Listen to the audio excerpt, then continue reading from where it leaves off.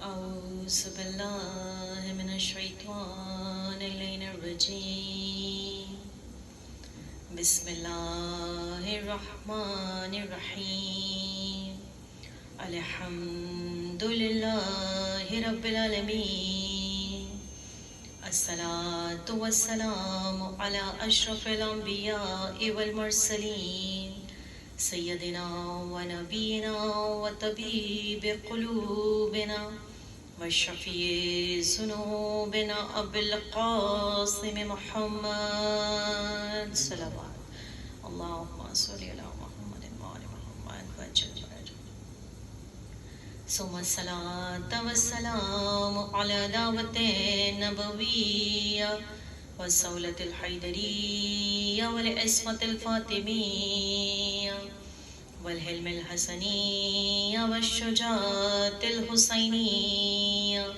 والعبادة السجادية والماسر الباقرية والآثار الجعفرية والعلوم الكاظمية والحجج الرضوية والجود التقوية والنقاوة النقوية والهيبة العسكرية والغيبة الإلهية القائم بأمر الله صلوات اللهم صل على محمد وآل محمد وعجل فرجهم بسم الله الرحمن الرحيم اللهم كل وليك الحجة ابن الحسن صلواتك عليه وعلى آبائه في هذه الساعة وفي كل ساعة وليا وحافظا وقائدا وناصرا ودليلا وعينا حتى تسكنه أرزك طوعا وتمتعه فيها طويلا برحمتك يا أرحم الراحمين صلوات اللهم صل على محمد وآل محمد وعجل فرجه بسم اللہ الرحمن الرحیم تمام تعریفیں تمام حمد و ثنا اسی ذات واجب کو زیبا ہے کہ جس نے ہمارے لیے زمین کا فرش بچھایا آسمان کا شامیانہ تانا جو ایسا اول ہے کہ اس سے پہلے کوئی اور اول نہ تھا جو ایسا آخر ہے کہ اس کے بعد کوئی اور آخر نہ ہوگا کہ جس کو دیکھنے سے دیکھنے والوں کی آنکھیں عاجز ہیں وہ رب العالمین کہ جس کو بیان کرنے سے سننے والوں کی عقلیں حیران ہیں بعد حمد و ثنا پروردگار عالم ہم سب کا ہزارہ درود و سلام ہو محمد و آل محمد پر کہ جو وجہ تخلیق کائنات ہیں کہ جن کے صدقے میں عرش و فرش بنے کہ جن کے صدقے میں یہ کائنات بنی ہے جیسا کہ کل میں نے پہلی مجلس میں کہا تھا کہ عشرے کی مجالس ہیں مختصر مجالس ہیں تو ہم ہر روزانہ کی ایک مجلس میں خدا کی ایک نام سے ایک اسم الہی سے ابتدا کریں گے کیونکہ خدا اور محمد و آل محمد کی ذات اگر رسول کی وہ حدیث ثقلین کہ اگر ان دونوں سے متمسک رہو گے دونوں سے وابستہ رہو گے تو کبھی گمراہ نہ ہو سکو گے تو یقیناً خدا جو کہ عرش و فرش کا خلق کرنے والا ہے وہی معبود برحق ہے وہی علی کل شیء قدیر ہے ہماری مشکلات دور ہوتی ہیں ہماری پریشانیاں دور ہوتی ہیں وہی خدا دور کرتا ہے لیکن محمد اور آل محمد کے صدقے میں یقیناً ہماری مشکلات اور پریشانیاں دور ہوتی ہیں تو احسان ہے اس پروردگار عالم کا کہ اس نے ہمیں دامن آل محمد سے وابستہ کیا جتنا بھی شکر ادا کریں کم ہے جب بھی اس فرش اعضا پر آ کر بیٹھا کریں شکر ادا کیا کریں اور احسان محمد والے محمد کا کہ جس طرح سے خدا نے محمد والے محمد کی ذات کو پہچنوایا کوئی اور پہچنوا ہی نہیں سکتا. جس طرح سے ان کا تعارف کروایا قرآن میں، جس طرح سے فضائل اور کمالات بیان کیے، اور جس طرح سے محمد اور آل محمد نے خدا کی ذات کو پہچانوایا، تو کوئی اور پہچانوا ہی نہیں سکتا۔ معصوم کی ہر دعا کا آغاز خدا کی حمد و ثنا سے ہو رہا ہے۔ کسی بھی معصوم کی آپ کوئی بھی دعا دیکھ لیجیے، تو جس خدا کے اسم کا میں تذکرہ کروں گی، آج ذکر کروں گی، خدا کا ایک نام ہے فتاح، اور فتاح کے معنی ہیں کھولنے والا۔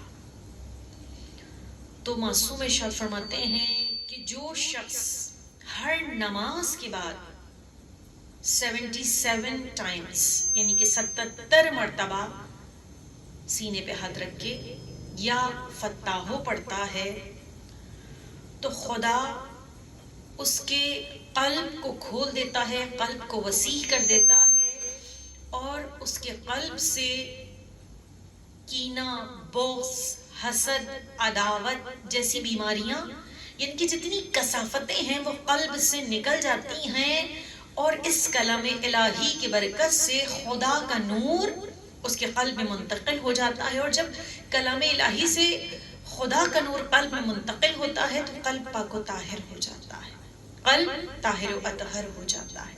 تو کیا کہنا کہ یقیناً اتنے فضائل ہیں اس پروردگار عالم کے،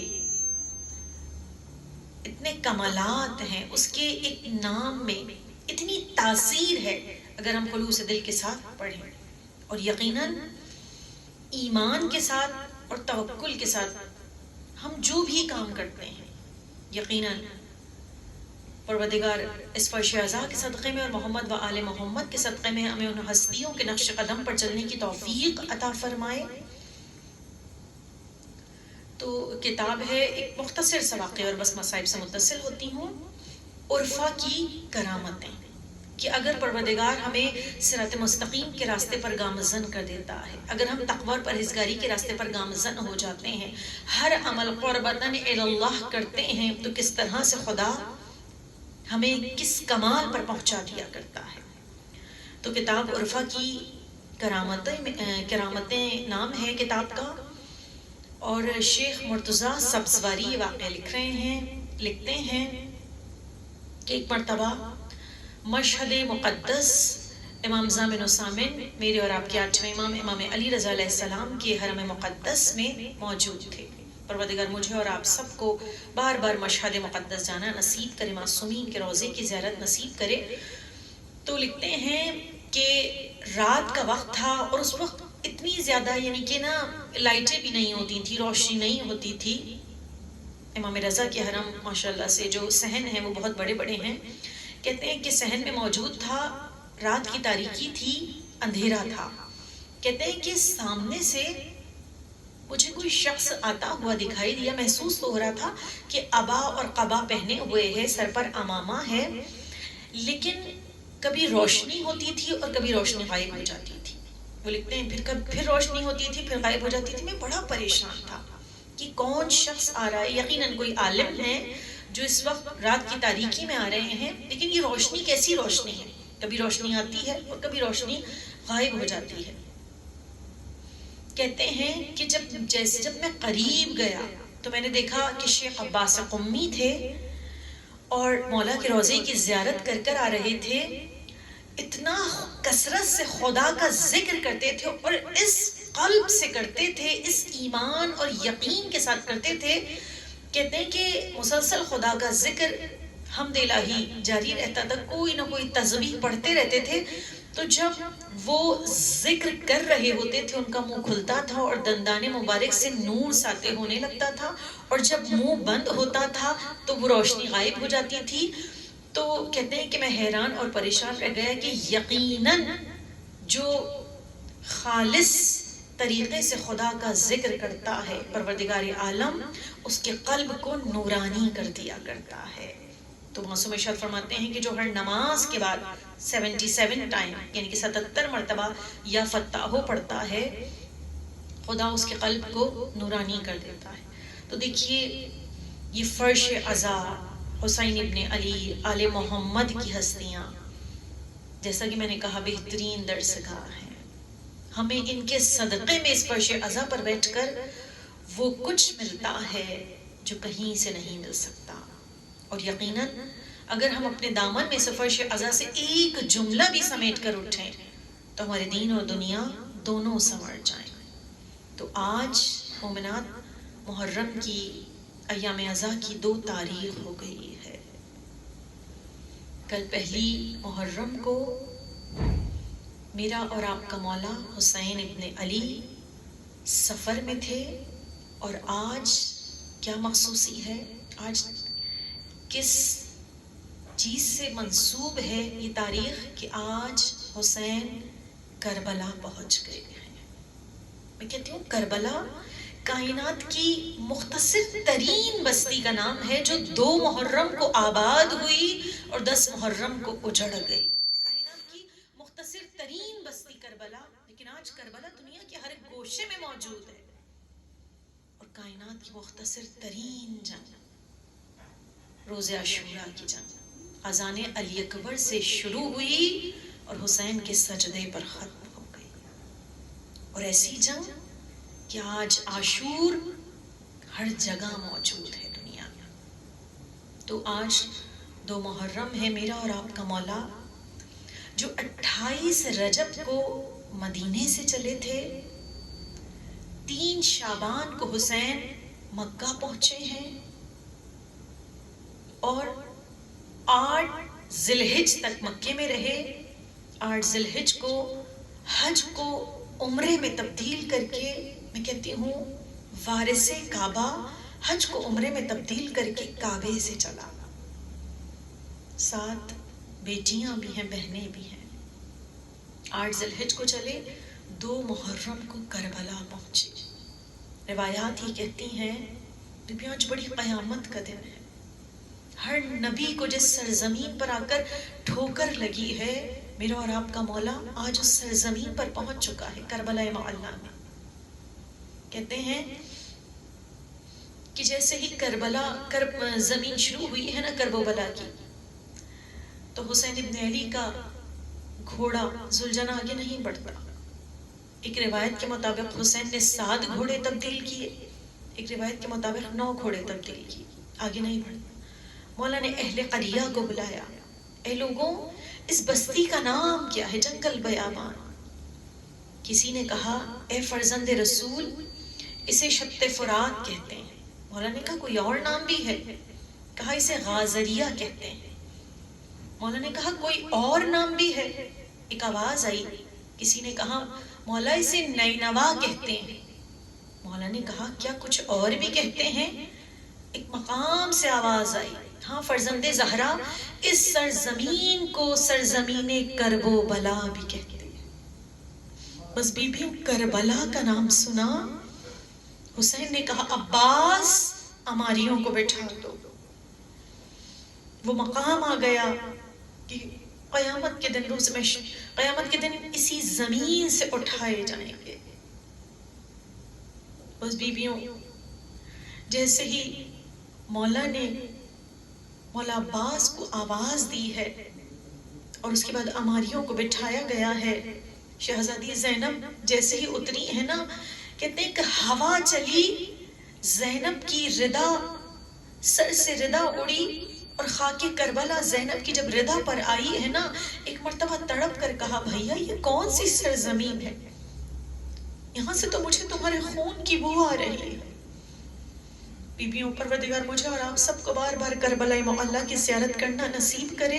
امام حسین نے اہل قریہ کو بلایا اور کہا کہ میں اس سرزمین کو خریدنا چاہتا ہوں، اس زمین کو خریدنا چاہتا ہوں. علی و فاطمہ کے لال نے 60,000 درہم و دینار میں اس سرزمین کو خریدا، اس پورے کربلا کے ٹکڑے جو حسین کی ملکیت ہے، حسین نے اس کو خریدا. بنی اسد کے لوگوں کو بلایا، اے بنی اسد کے لوگوں میں اسے تمہیں واپس ہبا کر رہا ہوں، تمہیں واپس لوٹا رہا ہوں اس زمین کو، لیکن میری 3 شرائط ہیں. ہاتھوں کو جوڑ دیا، فرزند رسول کون سی شرائط ہے؟ میری پہلی شرط یہ ہے کہ اس زمین پر زراعت نہیں اگانا. کہا ٹھیک ہے. میری دوسری شرط یہ ہے کہ ہمارے جو زائر آئے، ہمارے جو چاہنے والے ہماری قبروں کی زیارت کے لیے آئے، انہیں 3 دن تک اپنا مہمان رکھا۔ رونے لگے بنی اسد کے لوگ، اور اس کے بعد مولا نے کہا کہ اے بنی اسد کے لوگوں، کوشش کرنا ہمارے بے گورو کفن لاشیں ہوں گے، ان کو اگر کوشش کرنا دفنا سکو تو دفنا دینا۔ زارو قطار روتے ہوئے بنی اسد کے لوگ کھڑے ہیں مولا کے سامنے۔ مولا نے کہا ان مردوں سے کہ جاؤ اپنی عورتوں کو بھیجو۔ بنی اسد کی عورتیں آئیں۔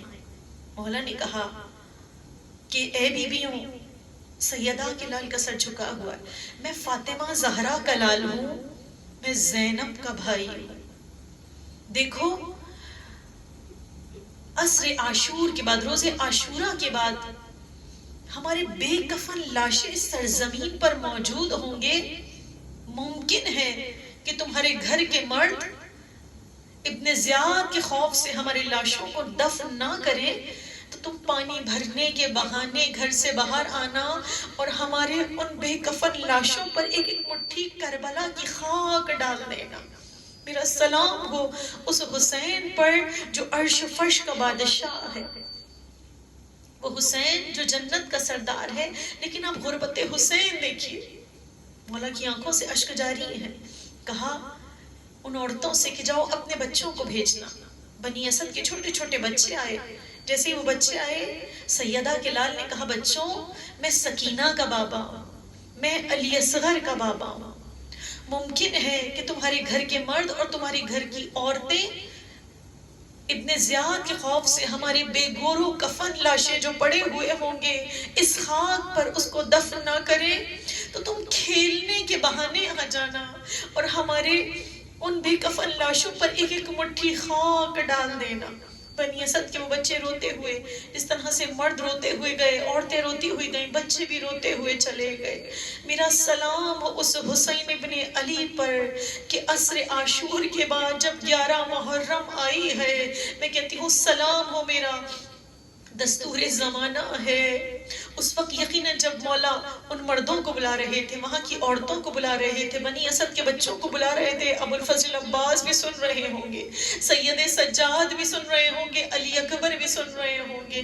میرا سلام ہو سید سجاد پر جب 11 محرم کو ہو، ہاتھوں میں ہتھکڑیاں تھیں، میرے مولا کے پیروں میں بیڑیاں تھیں، گلے میں خاردار طوق تھا۔ دستور زمانہ ہے، تصور شرط ہے بیبیوں، دستور زمانہ ہے۔ دنیا میں کوئی لاوارث بھی مرتا ہے، لوگ چندہ جمع کر کے اسے کفن دے دیتے ہیں۔ ہر جنت کے جوانوں کا سردار ہے۔ سید سجاد نے ہاتھوں کو جوڑا ہوا تھا، ہتھکڑیاں تھی ہاتھوں میں، لیکن جوڑ کر کہتے تھے بابا اپنے بیٹے کو معاف کر دیجئے گا، بیٹا بہت شرمندہ ہے، آپ کا لاشا بے گورو کفن پڑا ہوا ہے اور سید سجاد جا رہا ہے۔ میں کہتی ہوں آواز آئی ہوگی، اے سید سجاد پریشان نہ ہو، یہ خدا وحدہ لا شریک کا وعدہ ہے۔ آج تو تمہارے بابا کو کفن نہ ملا، لیکن یہ خدا کا وعدہ ہے کہ قیامت تک دنیا تیرے بابا کے روزے کا کفن پہنے گی۔ آج کوئی کربلا جاتا ہے، کچھ لائے یا نہ لائے، کربلا سے کفن ضرور لے کر آتا ہے۔ ایک بے کفن کے روزے کا اعجاز دیکھیے، ایک بے کفن کے روزے کا اعجاز دیکھیے۔ دنیا یہ چاہتی ہے کفن کربلا کا ہو۔ الا لعنت اللہ علی القوم الظالمین۔